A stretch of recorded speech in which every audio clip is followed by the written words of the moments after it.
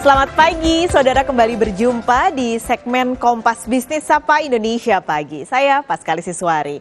Saudara, di awal tahun 2024 ini pemerintah langsung gaspol kejar target untuk pemasukan negara.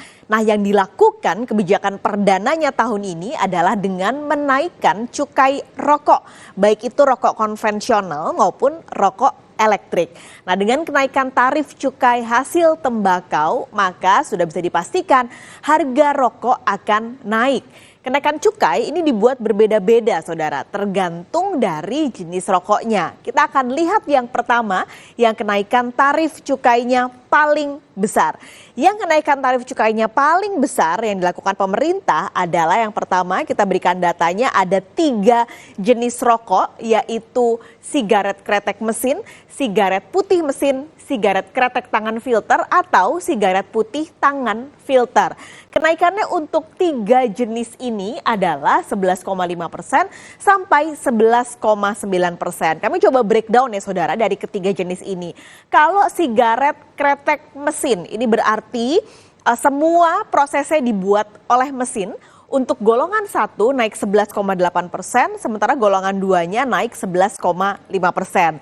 Golongan kedua atau jenis kedua adalah sigaret putih mesin. Ini juga semuanya memakai mesin, berarti tidak ada dengan buatan tangan orang.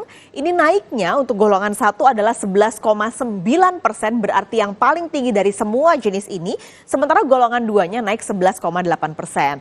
Lalu untuk yang ketiga adalah sigaret kretek tangan filter atau sigaret putih tangan filter.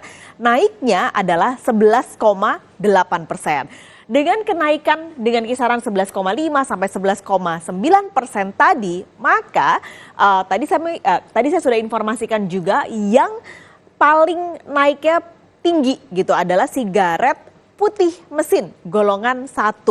Kalau dibandingkan harga ecerannya dibandingkan tahun lalu sebelum naik, sekarang harga ecerannya adalah Rp2.380 per batang. Sementara sigaret kretek tangan filter atau sigaret putih tangan filter kini dijual dengan harga Rp2.260 per batang. Ini adalah kenaikan kedua yang tertinggi di golongan ini. Di jenis ketiga jenis ini yang kenaikannya paling tinggi 11,5 sampai 11,9%. Pemerintah kembali menyasar rokok-rokok buatan mesin, kalau tadi kami sudah sampaikan, untuk kenaikan tarif cukai yang lebih besar dibandingkan dengan rokok yang masih dibuat manual oleh pekerja dengan tangan. Kalau Anda nonton Gadis Kretek tuh, karyawan-karyawannya jengyah. Nah, ini kenaikan cukainya tidak setinggi dengan kenaikan yang tadi menggunakan mesin. Sigaret kretek tangan, saudara, kenaikan cukainya adalah dengan kisaran 3,3% sampai 4,7%. Ini dibedakan dengan golongan-golongan masing-masing. Jadi golongan 1 naiknya 4,7%, golongan 2 naiknya 4,2%, golongan 3 naiknya 3,3%.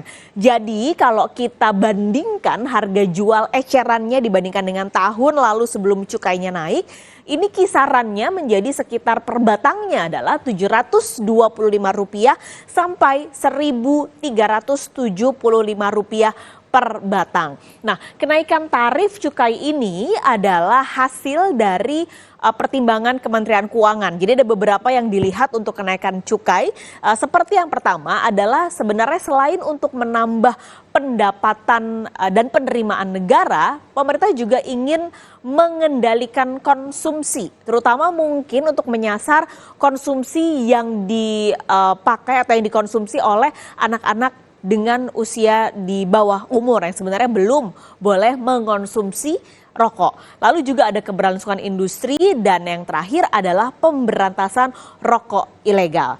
Tadi saya juga sudah sampaikan, nggak hanya rokok-rokok konvensional yang kena cukai naik, rokok elektrik akhirnya juga resmi kena pajak karena pemerintah menilai penerapan pajak rokok elektrik ini harus segera dilakukan. Tahun ini dilakukan untuk memberikan keadilan kepada pelaku industri karena nggak fair kalau yang kena cukai dan pajak hanya rokok-rokok konvensional. Akhirnya diberikan pajak rokok elektrik adalah 10%. Kenaikannya dimulai pada tahun ini.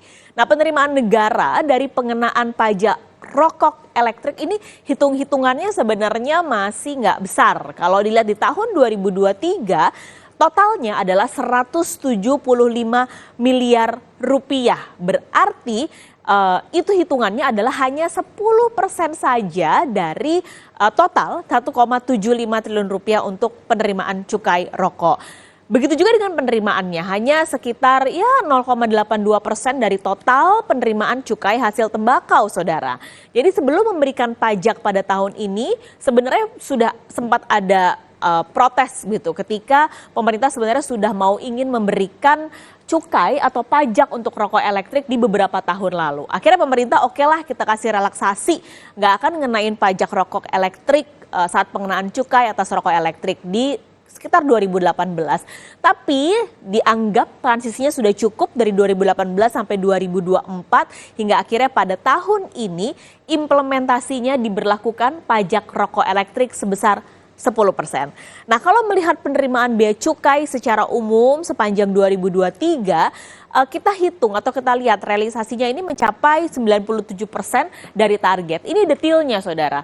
Angka yang sudah diumumkan oleh Kementerian Keuangan sekitar 2 pekan lalu di APBN kita, kepabeanan dan cukai di APBN 2023. Realisasi yang terhitung per Desember adalah 286,2 triliun rupiah. Ini sama-sama tidak mencapai target ketika APBN diketuk palu, yaitu targetnya 303,2 triliun rupiah. Lalu direvisi di Perpres 75 tahun 2023 turun menjadi 300,1 triliun rupiah. Nah, sama-sama tidak mencapai target realisasinya, yaitu hanya 286,2 triliun.